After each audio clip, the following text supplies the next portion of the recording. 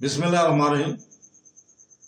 शुरू करता हूँ अल्लाह के पाक नाम से जो बहुत बड़ा मेहरबान नायत रहने वाला है। दोस्तों, बहनों, भाइयों, बुजुर्गों, अस्सलाम वालेकुम वरहमतुल्लाहि वबरकातुहू। हम आपको मुस्लिम विरसे की इस्लामी स्कॉलर्स पर मबनी वीडियोस की सीरीज में खुशामदीद करते हैं और आज हम इस वीडियो में अली इब्न ईसा अस्तराबी की स्वर्ण हयात को बयान कर रहे हैं। अली इब्न ईसा एक मुमताज मुस्लिम स्कॉलर, माहिर फल्कियात और फल्कियात बनाने वाले थे जो 9वीं सदी के दौरान रहते थे। इनकी सही तरीके पैदाइश दर्ज नहीं है, लेकिन मौरखीन इसकी जिंदगी को खिलाफत अब्बासिया के दौरान पेश करते हैं, जब बगदाद इल्म की आलमी मरकज के तौर पर अपने अरूज पर था,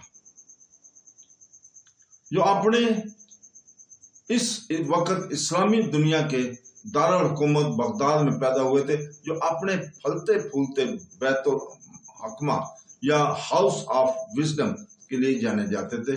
अलस्तवार लाबी की अनवान के डिजाइनिंग और तामीर में इनकी महारत से आया।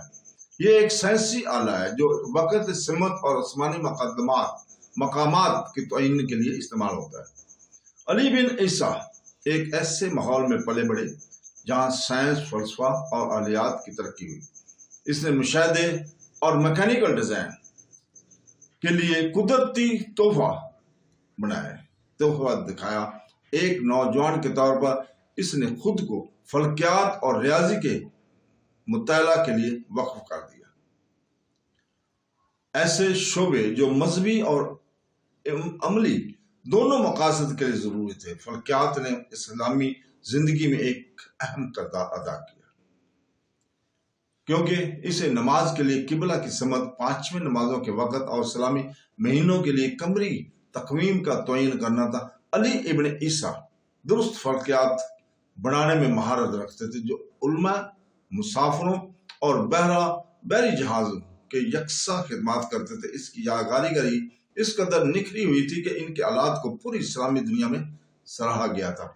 एक महर साज के तौर पर इसकी शोहरत तेजी से फैल गई थी और इसके काम बगदाद और इसके बहर से इस्तेमाल होने वाले अली बिन ईसा अलस्तोरी उल्मा की इस जमात का हिस्सा थे, जिन्होंने इस्लामी फल्कियात की बुनियाद रखी। उन्होंने अपनी उम्र की दिगर सरकर्दा फल्कियात दानों के साथ मिलकर साइंस की एक रवायत में हिस्सा डाला, जिसने मुस्लिम दुनिया और बाद में यूरोपीय फिक्र दोनों को मुतासर किया। इसकी फल्कियात न सिर्फ फंक्शनल थे बल्कि आर्ट के काम भी थे, जो ज्योमेट्री और आसमानी इस्लाम की हरकत के गहरी समझ को जाहिर करते हैं। अगरचे इनके जाती खानदानी जिंदगी के बारे में बहुत कम मालूमात है, अली इब्न ईसा ने अपने साले इल्मी सरगर्मियों और अमली जिद्दत के लिए वक्फ कर दिए। इनके हालात ने इस बात को यकीनी बनाने में मदद की कि मुस्लिम कम्युनिटी अपने मजहबी फराइज को ज्यादा दस्तगी के साथ अदा कर सके, जिसने उन्होंने सिर्फ एक साइंसदान के तौर पर बल्कि इल्म के जरिए इस्लाम की खिदमत करने वाले शख्स के तौर पर भी पहचान की अपनी। अली इब्न ईसा का इंतकाल 878 के लगभग बगदाद में हुआ। इनकी मौत ने अपने वक्त के सबसे ज्यादा हुनरमंद साजों में से एक के दौर का खत्मा किया। इन्हें बगदाद में दफन किया गया, एक शहर जिसमें उल्मा और औलिया की बहुत सी कब्रें थी। इसके तदफीन की जगह बाद में खामोश तज़ीम की जगह बन गई। वक्त गुजरने के साथ साथ इनकी कब्र पर एक छोटा सा मजार भी कायम हो गया। अगरचे ये अजीम बुजुर्गां या हुक्मरानों के मज़ारात के मुकाबले में मामूली था, लेकिन ये फल्कियात के तालिब इल्मों और मुद्दाओं के लिए एक मैनी खेज मुकाम बन गया। ज़ायरीन इसे एक ऐसे शख्स के तौर पर याद करते हैं, एहतराम के लिए आते हैं, जिसने साइंस, ईमान दोनों में अपना हिस्सा डाला था। अली बिन ईसा का मज़ार मुसलमानों में इन उल्मा के लिए गहरे एहतराम की अक्कासी करता है, जिन्होंने अक्ल को अकीदत के साथ जोड़ दिया। अगरचे ये मशहूर सुन्नतों की तरह एक बड़ा ज़ियारतगाह नहीं बन सका, लेकिन ये अभी भी सखावती और तारीखी अहमियत रखता है। बगदाद के मुकामी मौरखीन ने इसके कामों और कारनामों को रिकॉर्ड करके इसकी याद को महफूज रखा है। اور اس کی آرام گاہ عباسی دور کی بھرپور سائنسی روایت کو یاد دلانے کے طور پر کھڑی ہے۔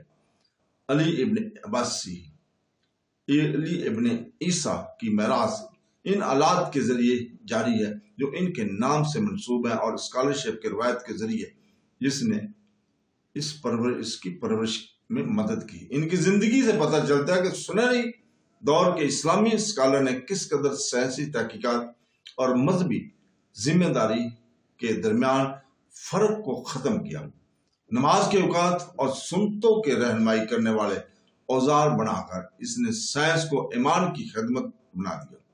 ان کا مزار اس تعلق کی علامت بنی ہوئی ہے جو بعد کی نسلوں کو علم اور عقیدت کے درمیان اہم آہنگی یاد کراتی ہے۔ علی بن عیسیٰ کو آج اسلامی تاریخ کی بہترین سازوں میں سے ایک کے طور پر یاد کیا جاتا ہے۔ اس کی محتاط کام اور علم کی تہیں لگن نے اسے فلکیات کے علمبرداروں میں جگہ دی۔ ان کی سوانح عمری نہ صرف ان کی کامیابی کی عکاسی کرتی ہے بلکہ اس دور کے جذبے کی بھی عکاسی کرتی ہے جس میں انہوں نے زندگی گزاری، جب بغداد پوری دنیا کے لیے سیکھنے کا منار تھا۔ اس کے ساتھ ہی دوستوں، بہنوں، بھائیوں، بزرگوں، ہم آپ سے اجازت چاہتے ہیں کل تک کے لیے۔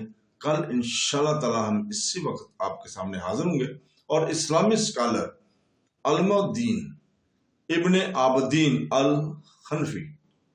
الحنفی کے سوانحیات کو بیان کریں گے، اور آخر پر ہم اللہ تعالیٰ سے دعا کرتے ہیں کہ وہ ہمیں قرآن پاک اور سنت نبوی، حدیث نبوی پر عمل کرنے کی توفیق عطا فرمائے۔ آمین ثم آمین۔ اللہ حافظ۔